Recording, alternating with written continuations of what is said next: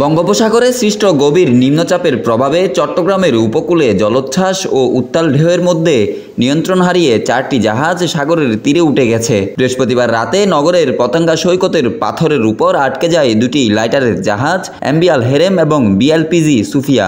এরপর শুক্রবার আনোয়ারা উপজেলার রায়পুর ইউনিয়নের উপকূলে মারমেড 3 ও নাবিমার 3 নামের আরও দুটি জাহাজ চরে আটকে পড়ে।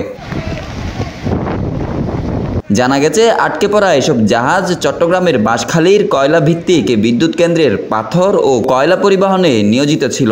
তবে গেল কয়েক মাস ধরে সেগুলো অলস অবস্থায় উপকূলে ভাসছিল।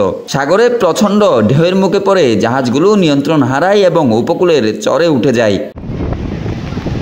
শুক্রবার বেলা 11টায় কোস্টগার্ড সাঙ্গু স্টেশনের সদস্যরা ঘটনাস্থলে উপস্থিত হয়ে জাহাজগুলোর নিয়ন্ত্রণ নেয় এবং নিরাপত্তা নিশ্চিত করে। তবে স্থানীয়রা আশঙ্কা করছেন, জাহাজগুলো সরানো না হলে সাগরের ঢেউ মসজিদ ও কবরস্থানে আঘাত হানতে পারে।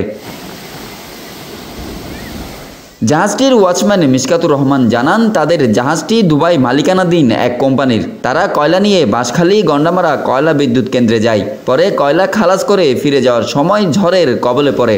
এতে সমুদ্রের জোয়ারের প্রভাবে উপকূলের চরে আটকে পড়েন তারা। এ বিষয়ে কোস্টগার্ড সাঙ্গু স্টেশনের সিসি অনিমেষ রায় জানান, তারা খবর পেয়ে বেলা 11টার দিকে ঘটনাস্থলে পৌঁছে উৎসুক জনতাকে সরিয়ে দিয়ে জাহাজের নিরাপত্তার দায়িত্ব নেন। Text report, news now 24।